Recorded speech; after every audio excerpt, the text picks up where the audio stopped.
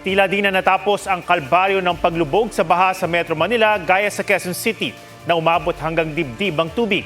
Ang DPWH may plano na para sa mga drainage sa mga pangunahing kalsada. May report si Ian Cruz. Halos walang maaninag sa ilang kalsada sa Metro Manila kanina dahil sa ulan na sinabayan ng malakas na hangin. Baha na naman sa ilang lugar. Sa Ross Boulevard Service Road hanggang gutter ang tubig. Pagka malalim talaga, hindi na bibiyahe, mapeperwisyo ka eh. Mas malaki pang magagastos mo sa paggawa, change oil, ganyan. Bayad mekaniko. Para matanggal ang mga bara, binuksan ng DPWH ang mga drainage roon. Pero napakakipot ng bukada nito. Pinapa-redesign ko ngayon lahat ng inlet ng major roads para palakihin. And mag-umpisa tayo dun sa mga flood-prone areas sa mga kalye na yan. Pinag-aaralan din ang paglalagay ng trash traps para mas madaling makuha ang mga basura. Pangontrabaha rin sana ang mga pumping stations pero pati basura nahihigop din ito. Yung basura hindi lang yung waterways ang kinaklag niya, sinisira din niya yung mga pumps natin. Sa Maynila, backup pumps muna ang pinapagana. Ilang buwan na kasing sira ang 4 na pumps doon, kabilang ng 2 sa Remedios Pumping Station.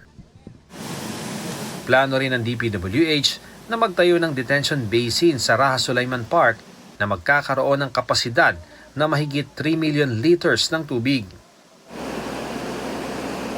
Sa Quezon City, nagpump na rin ang baha sa E. Rodriguez Avenue matapos bumaha kagabi sa bahagi ng Araneta Avenue.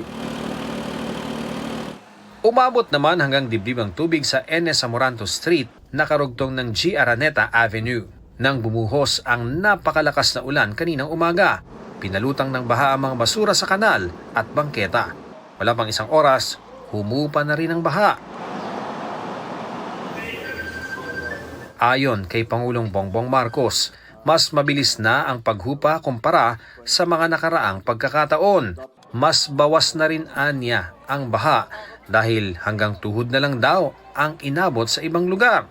Makita natin na maganda naman ang naging epekto, patuloy yung ating dredging, yung pinalaki natin ng mga drainage systems, naglagay tayo ng malalaking tubo, pati na yung mga pumping station natin. We have 73 pumping stations that are all of them are functioning now. Mabilis mang humupa ang baha, hindi pa rin maiwasan ang marami na lumusong dito. Kaya panay ang paalala ng Health Department. Mahalaga po ang pagpapakonsulta kasi hindi po lahat ay pwedeng uminom ng doxycycline. Gaya ng nabanggit, hindi po ito pwede sa mga buntis, nagpapasuso o pati pa sa mga may allergy sa doxycycline. Sa San Lazaro Hospital, nasa 22 ang kaso ng leptospirosis.